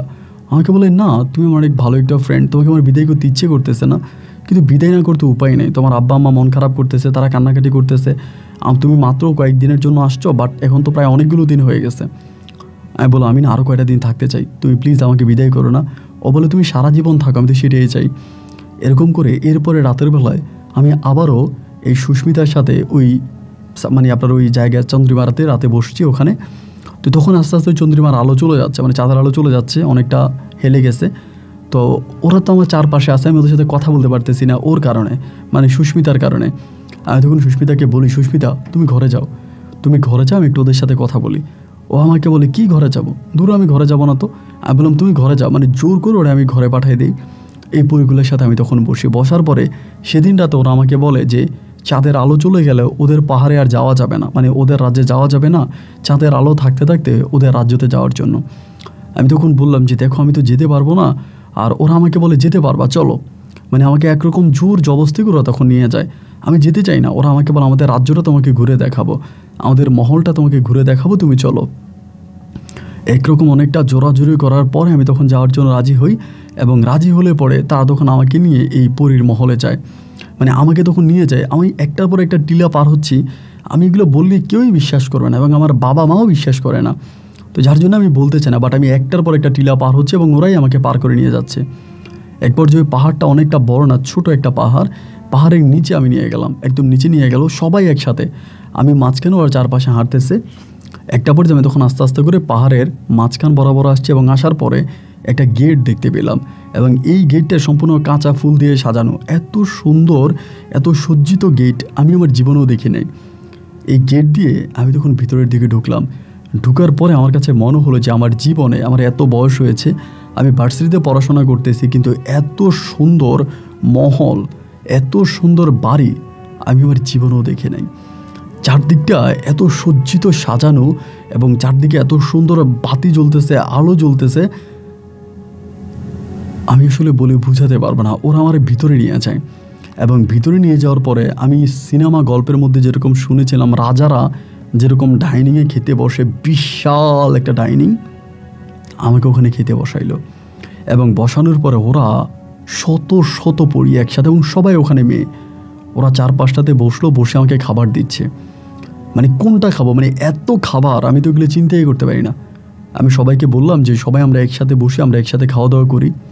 তো অনেকেই তখন আমার সাথে বসলো, কিন্তু সবার বসার মতো স্পেস ছিল না, অনেকেই দাঁড়িয়ে আছে এবং আমি খাবার খেলাম। খাওয়ার পরে ওরা আমাকে ওদের মহলটা ঘুরে দেখাচ্ছে দেখাতে দেখাতে আমি অনেকটা ক্লান্ত হয়ে গেলাম, এবং ক্লান্ত হয়ে যাওয়ার পর আমি বললাম আমি ঘুমাবো। পর আমাকে একটা খাটের মধ্যে নিয়ে যাওয়া হয়। আমি এই খাটের মধ্যে শুই, আমি বলে বুঝাতে পারবো না ভাই, আমি শোয়া মাত্র, চোখটা বন্ধ করা মাত্রই না আমার ঘুম চলে আসে। এবং ওই পাহাড়টার ভিতরে কি দিন নাকি রাত আমি কিছুই বুঝি না, কিন্তু চারদিকটা চকমক চকমক করা আলো জ্বলতেছে। একটা পর্যায়ে আমার ঘুম ভাঙার পর আমি দেখতে পাই আমি যেন রাজা, আমি রাজার সিংহাসনে শুয়ে আছি, আর আমার চারপাশে অসংখ্য সুন্দরী সুন্দরী মেয়েরা আমার পাশে বসে আছে। কেউ আমার হাত টিপে দিচ্ছে, কেউ আমার শরীর টিপে দিচ্ছে, কেউ আমার মাথা টিপে দিচ্ছে। মানে আমি অবাক হয়ে জিজ্ঞেস করলাম যে এইসব কেন? ওরা বলে আপনি আমাদের মেহমান, আমরা শুধুমাত্র আমাদের মেহমানদের প্রতি সম্মান দেখাচ্ছি, আমাদের মেহমানদেরকে ভালোবাসা দিচ্ছি। এবং তারা আমার জন্য নাস্তা টেবিল রেডি করলো, এবং নাস্তা রেডি করার পরে বিশাল নাস্তা আমার জন্য। আমি তখন বলি ওদেরকে এই জায়গাটা কোথায়? ওরা বলে এটা আমাদের মহল, এটা আমাদের রাজ্য, আমাদের জগৎ, আমাদের পৃথিবী। আমি বললাম যে তোমাদের পৃথিবী এইটা কেন? বলে আমাদের পৃথিবীতে ঢুকতে হলে এই পাহাড়টা দিয়েই ঢুকতে হয়, আমাদের জগতে আসতে হলে এই পাহাড়টাই আমাদের জগতে আসার রাস্তা, এটাই হচ্ছে মুখ, এই মুখ দিয়েই ঢোকা লাগে। আমি তখন অবাক হয়ে তাকিয়ে রইলাম। মানে আমার কাছে মনে হচ্ছে যেন আমি স্বপ্নে দেখতেছি। একটা মানুষ স্বপ্নের মধ্যে যেরকম জিন পরীকে দেখতে পায়, আমার কাছে মনে হলো যে আমি সত্যি সত্যি স্বপ্নে দেখতেছি, এবং আমার সাথে স্বপ্নের মধ্যেই এগুলো ঘটতেছে। এবং স্বপ্ন ভেঙে গেলে আমি সম্ভবত সুস্মিতাকে সব কিছু জানাবো। এভাবে ওদের মহলে কত দিন ছিলাম আমি না বলে বোঝাতে পারবো না। দেন একটা পর্যায়ে তারা এসে আমাকে বলতেছে যে আপনাকে চলে যেতে হবে। আমি তখন বললাম আমাদেরকে চলে যেতে হবে কেন? আমাকে কেন চলে যেতে হবে? আমি না ওখান থেকে যেতে চাই না। বলে আমাদের সর্দারের কাছে বিচার দেওয়া হয়েছে, আমার সর্দারের কাছে বিচার দেওয়া হয়েছে, আমাদের সর্দার এসে বলে গেছে আপনাকে যাতে আপনার পরিবারের কাছে দিয়ে আসি। আমি তখন বললাম আপনাদের সর্দারের কাছে কে বিচার দিছে? তখন একটা নাম বলে, ওই নামটা আমি জানি না, অনেক মানে লম্বা একটা নাম, সম্ভবত কোনো একটা সাকমা উপজাতির নাম হবে। আমি তখন বললাম ওই লোকটাকে? বলে তিনি একজন তান্ত্রিক, তিনি বিচার দিয়েছে আমাদের সর্দারের কাছে, এবং আমাদের সর্দার বলেছে আপনাকে অতি দ্রুত এখান থেকে মানে বিদায় করে দেওয়ার জন্য, আপনাকে আপনার পরিবারের কাছে দিয়ে আসার জন্য। আমি তখন বললাম যে আচ্ছা ঠিক আছে, বাট আমার তো যেতে ইচ্ছে করে না। ওরা বলে সমস্যা নেই, আপনি যেখানেই যাবেন আমরা আপনার সাথে সাথে থাকবো, আমরা আপনার সাথে দেখা দিব, এবং প্রতি রাতে আমরা আপনার সাথে গল্প করার জন্য যাব। এই কথা বলার পরেই ওরা তখন আমাকে বিদায় করে দিল, এবং বিদায় করে দেওয়ার পরে ওদের মহল থেকে বের করলো, এবং তখন একেবারে রাত, গুটগুটে অন্ধকার, এবং তখন আমাকে একটা পাহাড়ের চূড়ার মধ্যে বসাইলো। এখানে বসে আছি, আমি হঠাৎ তাকিয়ে দেখলাম যে কেউ একজন না, প্রায় 3-4 জনের মতো মশাল হাতে, মানে মশাল তো বুঝেন, ওই মশাল হাতে 3-4 জন তখন পাহাড়ের উপরে উঠতেছে। এবং আমি তখন বললাম ওরা কারা? পরীরা তখন আমাকে বলতেছে যে ওরা আপনাকে নেওয়ার জন্য আসছে, আপনাকে নিয়ে যাবে, আমরা চলে যাই।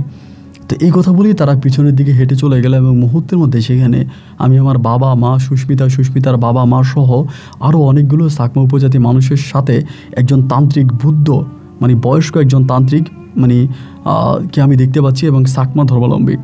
উনি আমার হাত ধরে, এবং হাত ধরার পরে আমি ওখানে মানে সেন্সলেস হয়ে যায়, জ্ঞান হারিয়ে ফেলি। এবং জ্ঞান হারিয়ে ফেলার পরে তিনি আমাকে মানে সুস্মিতাদের বাড়িতে নিয়ে যায়, এবং ওখান থেকে আমার জ্ঞান আসে। আসার পরে উনি আমাকে বলে যে সবাইকে বলতেছে ওকে মেডিকেলে ভর্তি করান, ওনার শরীরের কন্ডিশন খারাপ, ওনাকে মেডিকেলে ভর্তি করান। আমাকে তখন মেডিকেলে ভর্তি করানো হয়।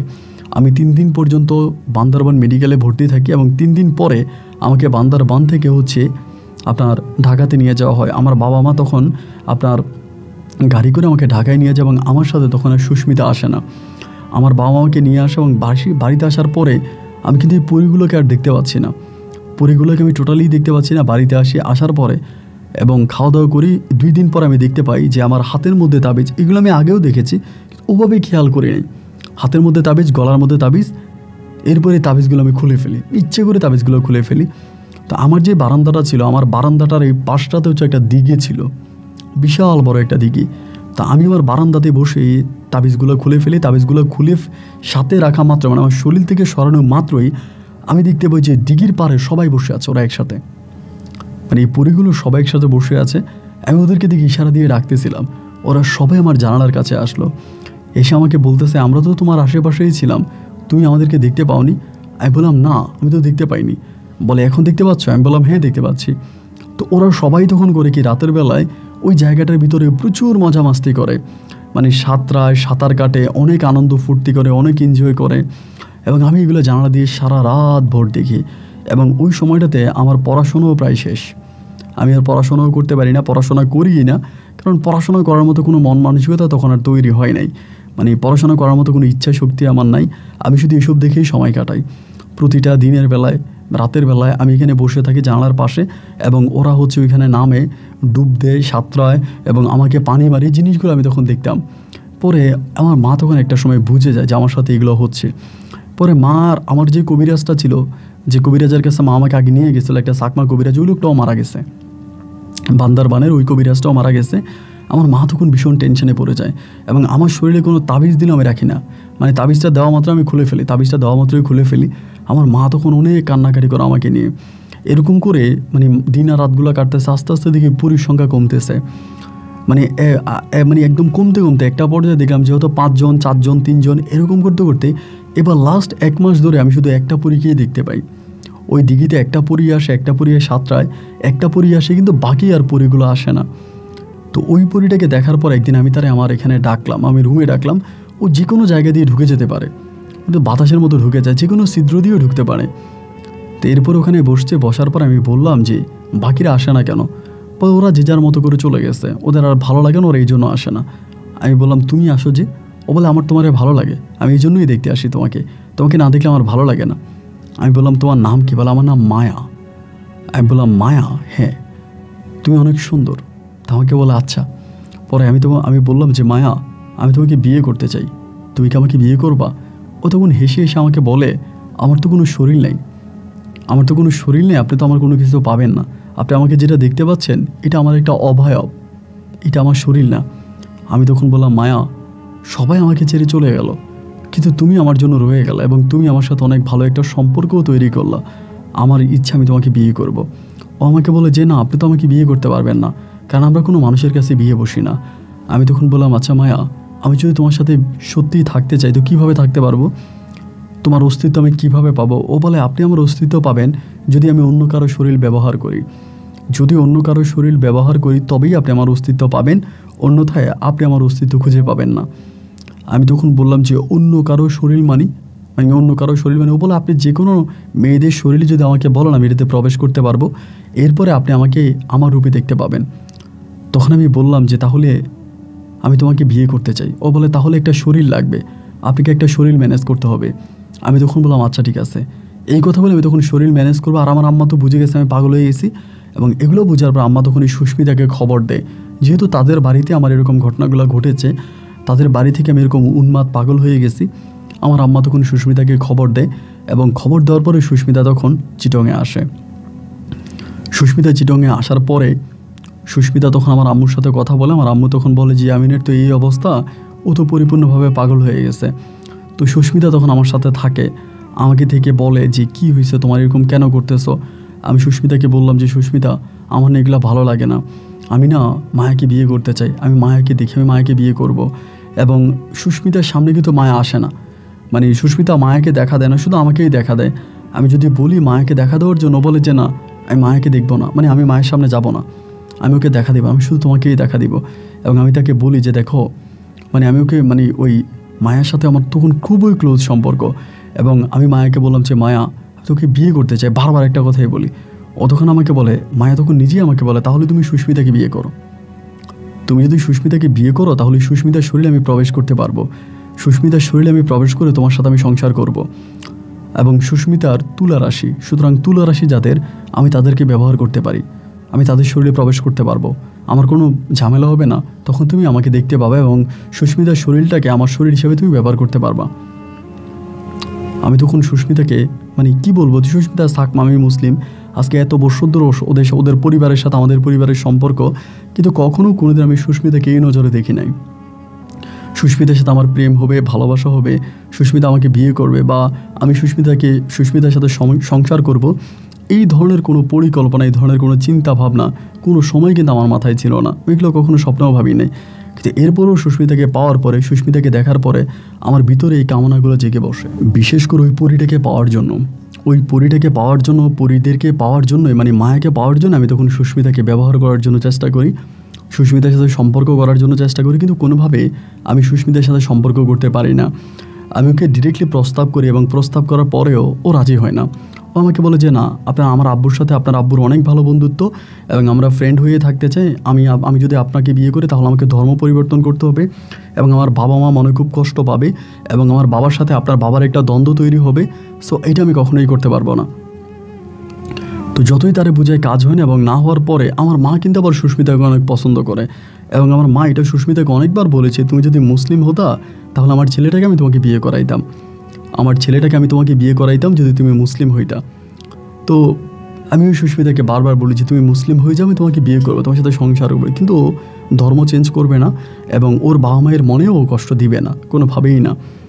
একটা পর্যায়ে আমি তখন করলাম কি, পরিটাকে বিষয়গুলো জানালাম, মানে মায়াকে জানানোর পরে মায়া তখন আমাকে একটা মিষ্টি দিল, একটা রসগোল্লা টাইপের ছোট, কিছুটা আপনার হিন্দুদের সন্দেশের মতো। আমাকে বলে এটা কোনো না কোনোভাবেই সুস্মিতাকে খাওয়িয়ে দাও এবং এটা সুস্মিতাকে খাওয়াই দিলে পরে সুস্মিতা তোমার প্রতি আকৃষ্ট হয়ে যাবে এবং তুমি সুস্মিতাকে যা বলবা সুস্মিতা তখন তাই শুনবে। আমি বললাম সত্যি কি এটা করবো? বলে হ্যাঁ এটা করো। তো একদিন সন্ধ্যার সময় আমি সুস্মিতাকে এটা খাওয়াই দিই। ওরে বললাম তোমার জন্য একটা জিনিস আনছি, খাও। মানে ওরে আবার আমি কোনো কিছু দিলেও মানা করে না, মানে খায়। তোরে দেওয়ার পর ওইটা তখন খেয়ে ফেললো এবং খেয়ে খুব মজা পাইলো। আমারে বলে জিনিসটা অনেক মজার ছিল। তো এবার এরপর থেকে না আমি সুস্মিতাকে আস্তে আস্তে করে আমার প্রতি দুর্বল হতে দেখি। মানে আগে আমাকে ওই সমস্ত কথা বলে রেগে যেত, খেপে যেত, বাট এখন অনেকটা রাজি। এবং ও যখন অনেকটা রাজি হয়ে গেল আমি তখন আমার মাকে বললাম যে মা এমন ঘটনা। মা কিন্তু সুস্মিতাকে অসম্ভব রকম পছন্দ করে। মা তখন একইভাবে সুস্মিতাকে তখন মুসলিম হওয়ার জন্য প্রস্তাব দিল এবং সুস্মিতা মুসলিম হয়ে গেল। এবং মুসলিম হয়ে যাওয়ার পরে আমার আব্বা কিন্তু এটাতে রাজি নাই। এরপরও আমার আব্বা নানি রাজি হচ্ছে না। আব্বু তখন সুস্মিতার বাবা মাকে জানায়। সুস্মিতার বাবা মা তখন আমাদের বাসায় আসে। আসার পরে সুস্মিতাকে জিজ্ঞেস করে। সুস্মিতা তখন বলে হ্যাঁ আমি ইয়ামিন ভাইকে পছন্দ করি এবং ওনাকে বিয়ে করতে চাই। সুস্মিতা তখন এরকমভাবে যখন বলে ওর বাবা মা মনে কষ্ট পায়, কারণ তাদের মানে আদরের মেয়ে, সবচেয়ে ছোট মেয়ে তারা মনে অনেকটা কষ্ট পায় এবং কষ্ট পাওয়ার পরও তারা তখন আমার আব্বার মুখের দিকে তাকিয়ে মানে একরকম রাজি হয়ে যায়। মানে রাজি হয়ে যায় বলতে তারা এখানে থাকবে না, তাদের মেয়েকে তারা বিয়ে দেওয়ার জন্য রাজি, কিন্তু তারা এই অনুষ্ঠানে থাকবে না। এরপর আমার আম্মা হুজুর ডেকে সুস্মিতাকে মুসলিম বানায় এবং মুসলিম বানানোর পরে সুস্মিতা তখন আমার সাথে থাকতে শুরু করে। আমি সুস্মিতার সাথে থাকি। এরকম করে তখন আমাদের সংসার জীবন কাটতেছে এবং বিয়ে করার পর যেদিন আমাদের বাসর হয়, ওই বাসর ঘরে আমি স্পষ্টভাবে দেখতে পাই যে সুস্মিতা আমার সামনে বসে আছে, কিন্তু মায়া এসে সুস্মিতার শরীরে ঢুকে যেত এবং ঢুকে যাওয়ার পরে আমার সাথে সুস্মিতার শারীরিক সম্পর্ক হতো, সব কিছু হতো। বাট সুস্মিতা এগুলো কিছুই বুঝতে পারতো না, মানে এগুলো কোনো কিছুই কিন্তু সুস্মিতা বুঝতো না। আমি ওর সাথে অনেকবার ওদের ওই পাড়ায় বেড়াতে যাই। এটা ছিল আমার জীবনের সবচেয়ে স্পেশাল এবং রোমান্টিক কথা যে আমি যখন ওদের পাড়ায় বেড়াতে যেতাম তখন ওই বাকি যে পরীর দলগুলো ছিল ওরা সবাই আমার সাথে দেখা করতে আসতো। আমার জন্য তারা মিষ্টি মধু তারপরে বিভিন্ন ধরনের পরীদের খাবার এগুলো আমার জন্য নিয়ে আসতো এবং ওরা আমাকে খাওয়াইতে আমি খাইতাম। এই সময় সুস্মিতা আমার সাথে বসে থাকতো, তবে সুস্মিতার কোনো শারীরিক চেঞ্জ ছিল না। সুস্মিতার ভিতরে ওই জিনিসটা প্রবেশ করে এবং প্রবেশ করাতেই সুস্মিতা তখন সম্পূর্ণভাবে পরিবর্তন হয়ে যায় এবং সুস্মিতা ওদের সাথে মানাচে গায়ে কথাবার্তা বলে। এরকম করে প্রায় অনেকগুলো মাস পেরিয়ে গেল এবং অনেকগুলো মাস পেরিয়ে যাওয়ার পরে একটা পর্যায়ে সুস্মিতার গর্ভে তখন সন্তান আসে এবং সন্তান আসাতে আমি অনেকটা খুশি হই যে আলহামদুলিল্লাহ সুস্মিতার ঘরে সন্তান হবে। তো মায়া আমাকে দাবি করে যেটা আমার সন্তান, মানে ও আমাকে বলে যেটা আমার সন্তান, আমি বলি যে সুস্মিতার সন্তান। ও তখন বলে আমি সুস্মিতার শরীর থেকে বেরিয়ে গেলে কিন্তু সুস্মিতা তোমাকে চিনবে না, আমাকে বলে। আমি বলে অবশ্যই চিনবে, কেন চিনবে না। এরকমভাবে কথাবার্তা বলতেছে এবং ওর কাছেই থাকতেছে এবং এরকম করতে করতে ওর যখন চট্টগ্রামে থাকে আমার একটা কন্যার সন্তান হয়, মানে আমার একটা মেয়ে হয় এবং মেয়ে হবার পর আমার মেয়েটা দেখতে অনেকটা কিউট হয়, অনেকটা সুন্দর হয়। আমার মেয়েটার বয়স যখন প্রায় আপনার 6 মাসের কাছাকাছি, ওই সময় সুস্মিতা তখন আমার মেয়েটাকে নিয়ে বেড়াতে যায়। সুস্মিতা আমার মেয়েটাকে নিয়ে ওদের মানে খাগড়াছড়ি আর আপনার বান্দরবানের ওখানে বেড়াইতে যায় এবং বেড়াইতে যাওয়ার কিছুদিনের মাথায় মানে ওই জিনিসটা যে সুস্মিতার ভিতর থেকে চলে যায় বা আসে, সুস্মিতার আচার আচরণ কথাবার্তা অনেক কিছু পরিবর্তনশীল এবং সুস্মিতার মা তখন খুব টেনশনে পড়ে যায় ওকে নিয়ে যে এরকম কেন এরকম করে বা ওর কথাবার্তা অনেকটা পরিবর্তিত। ওর মা তখন করে কি ওদের পাড়ারই একটা কবিরাজ মানে সুস্মিতাকে দেখায়, ওদের ওই মহল্লা ওদের পাড়ার একটা কবিরাজকে দেখা এবং দেখানোর পরে ওই তান্ত্রিক বা কবিরাজ সুস্মিতাকে দেখে বলে যে সুস্মিতার শরীরে অদৃশ্য কিছু একটা জিনিস আছে এবং এইটাই সুস্মিতাকে প্রতিনিয়ত কন্ট্রোল করতেছে, ওইটার কন্ট্রোলেই সুস্মিতা আছে। এবং এইটা বলার পরে মানে এই ঘটনাগুলো আমি পরে জানতে পারি আর কি। তো ওই কবিরাজ নাকি কী জানি কি করে, ওই পরীটাকে মানে মায়াকে জানি কি করে, তবে আমি যতটুকু মানে আমি স্বপ্নে দেখি, আমার স্বপ্নের মধ্যে আসে মায়া বলতেছে, আমি দেখতেছি যে মায়াকে জবাই দিয়ে দেওয়া হচ্ছে, মানে মায়াকে জবাই করানো হচ্ছে, এইরকম একটা দৃশ্য আমি তখন দেখতে পাই, যে অনেকটা বয়স্ক একটা লোক মায়াকে ধরে একটা কাঠের উপর শুয়ে মায়াকে জবাই দিয়ে দিচ্ছে। তখন আমার এই ঘুমটা হঠাৎ ভেঙে গেল। ভেঙে যাওয়ার পরে আমি তখন পাগলের মতো হয়ে গেলাম। হয়ে যাওয়ার পর আমি ইমিডিয়েটলি ওই রাতের বেলা আমাদের গাড়ি ছিল, গাড়ি নিয়ে বান্দরবনে রওনা দিছি। বান্দরবনে রওনা দিলে এবং সকালে সূর্য উদয় হওয়ার সাথে সাথে আমি তখন ওদের যে পাড়া আছে ওদের ওই পাড়ার উদ্দেশ্যে গেলাম। এবং পাড়াতে যাওয়ার পর আমি দেখি সুস্মিতাকে শোয়ে রাখছে, ওর অবস্থা অনেক খারাপ, আমার মেয়েটা কান্নাকাটি করতেছে। আমি তখন ওর বাবা মাকে, সুস্মিতার বাবা মাকে জিজ্ঞেস করলাম কী হয়েছে সুস্মিতার। তারা তখন বলে যে সুস্মিতা অনেকটা মানে সুস্মিতার সাথে নাকি একটা পরী ছিল, এই পরীটাকে সুস্মিতার কাছ থেকে সরানো হয়েছে এবং যার কারণে সুস্মিতা অনেকটা দুর্বল। তা আমি তখন বললাম যে সুস্মিতার সাথে পরী ছিল, এটা সরানোর দরকার কী ছিল? বলে হ্যাঁ, এটা সরানোর দরকার ছিল, যার জন্য এটা সরাইছি, তো তুমি এটা একটু খাও। মানে আমাকে কী জানি একটা জিনিস খাওয়াই দিল ওর বাবা, মানে হঠাৎ করে আমার মুখের মধ্যে ওটা দিয়ে দিল। আমি এটা গিলে ফেললাম এবং গিলে ফেলার পরে আমার ভিতরটাও জানি কেমন একটা অন্যরকম একটা পরিবর্তন আমার মাঝে চলে আসলো। সুস্মিতার জ্ঞান ফিরে আসছে। আসার পরে সুস্মিতা আমার সাথে মানে ও যে আমাকে বিয়ে করছে এবং ওর সন্তান, এগুলো কোনো কিছুই চিনে না, মানে কোনো কিছুও চিনতে পারে না। ওর মা বলে যে এটা তো তোর মেয়ে, এটা তোর মেয়ে, তুই কি চিনিস না, তো তোর মেয়ে। তখন বলে যে না, এটা আমার মেয়ে হবে কোত্থেকে, আমার বিয়ে হয়েছে। বলে আরে তোর তো বিয়ে হয়েছে ইয়ামিনের সাথে। ও বলে কখন বিয়ে হয়েছে? আমি জানি না, ইয়ামিন ভাইয়ের সাথে আমার বিয়ে হয়নি, আমি তো ইয়ামিন ভাইকে বিয়ে করতে রাজি হই না। উনি আমাকে প্রস্তাব করেছিল, উনি আমাকে বিয়ের প্রস্তাব দিয়েছিল, কিন্তু আমি তো রাজি হই না, আমি তো ওনাকে বিয়ে করি নাই। কী বলতেছে উল্টাপাল্টা যে আমি ইয়ামিন ভাইকে বিয়ে করছি। ওর বাবা মা সবাই বলে সুস্মিতা এগুলো কী বলিস তুই তো ইয়ামিনকে বিয়ে করছিস, ইয়ামিন তোর স্বামী। আমাকে বলে যে না, আমি ওনাকে বিয়ে করি নাই। কে বলছে আমাকে বিয়ে করছে? আমি ওনাকে বিয়ে করি নাই। তোমার মেয়েটা তখন ওর কাছে, আমি তখন বললাম যে আমার মেয়েটা, তুমি মেয়েটাকেও চিনতে পারছো না, এটা তোমার ব্লাড, তোমার রক্ত। আমাকে বলে যে না, এটা আমার মেয়ে না। মানে আমার সংসারটা ওই সময় ভেঙে গেল। আমি তখন ঢাকায় আর আপনি চিটংয়ে আবারও আসলাম। এসে আমার বাবা মাকে নিয়ে আমি আবারও বান্দরবানে গেলাম।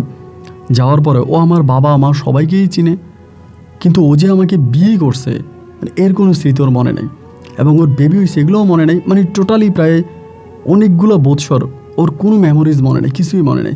ওর নিয়ে আমি ঘুরতে গেছি, এটা আমি তো জানি ওর কেন মনে নেই। তখন ওর ওই যে কবিরাজ ছিল, কবিরাজ বলে যে ওকে একটা পরী কন্ট্রোল করতেছিল, আর ওই পরীটা এত সব করেছে যার জন্য ওর কোনো কিছুই মনে নেই।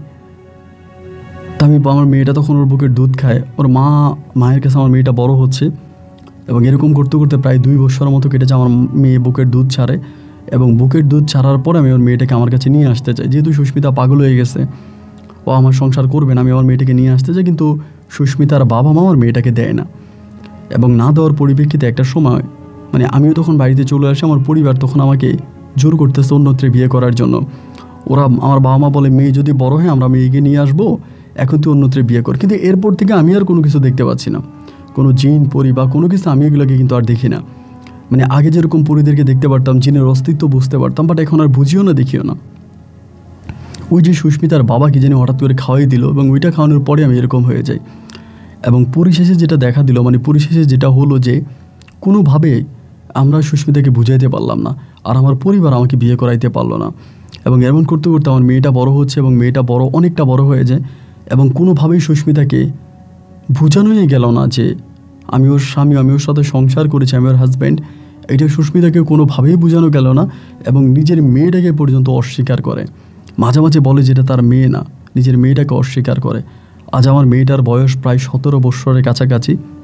আমার মেয়ে বাবুটার এখন 17 বছর বয়স হয়েছে, এবং ও আসলে মূলত ওর মায়ের কাছে বড় হয়েছে, ওই বান্দরবানেই ছিল, এবং সেখানেই ও মানে পুনরায় আবারও মানে চাকমাদের যে ধর্ম আছে, ওরা যে ধর্ম পালন করতো ওই ধর্ম অনুযায়ী হয়ে যায়। আমার মেয়েটা আমার ধর্মে আসে না। তেমনি আমাদের বাড়ি আসে, ঘরে আসে, আমার আব্বা আম্মুর সাথে কথাবার্তা বলে, এবং এটা ওর বাড়িও স্বীকার করে, কিন্তু ও আমাদের সাথে থাকে না। ওর মায়ের কাছে থাকে, সুস্মিতার সাথে থাকে, সুস্মিতার বাবা মায়ের সাথে থাকে। তো আমার পরিবার আমাকে মানে এই 20-25 বছরে অনেক চেষ্টা করছে বিয়ে করানোর জন্য। তারা তাদের সর্বোচ্চ চেষ্টাটুকু করেছে, বাট আমি আর বিয়ে করি নাই। এবং আমার মেয়েটাই আমার কাছে সব। এখন আমার মেয়েটা এখন আমার কাছেও থাকে, ওর মায়ের কাছেও থাকে, এবং সুস্মিতাও বিয়ে করে নাই।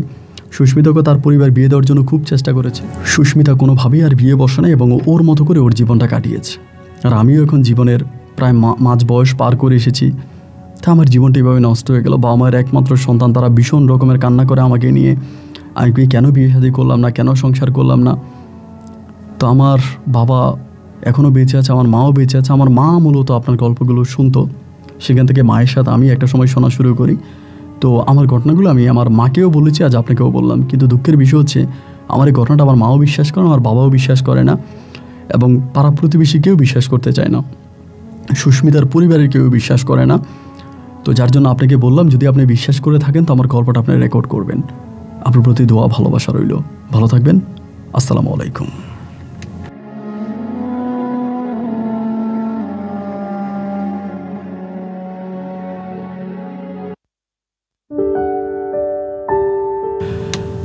আসলে সত্যি কথা বলতে কি, এই জিনিসগুলো বিশ্বাস করা অনেক কঠিন।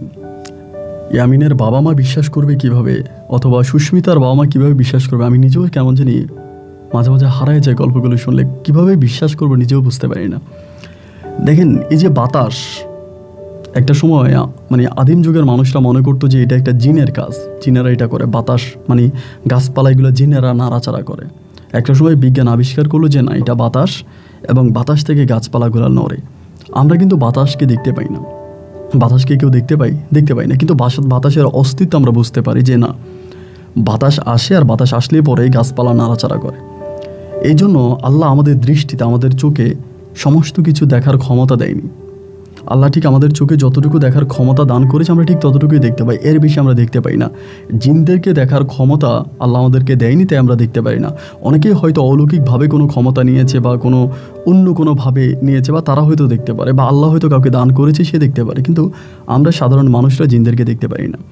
ঠিক বাতাসের যেমন আমরা অস্তিত্ব বিশ্বাস করি, এবং বাতাস আসে মানে, ঠিক তেমনি অদেখা জিনকেও আমাদের বিশ্বাস করতে হবে। যেন পৃথিবীতে জিন আছে, জিনের অস্তিত্ব আছে, কারণ অ্যাজ এ মুসলিম হিসেবে এটা মানতে হবে।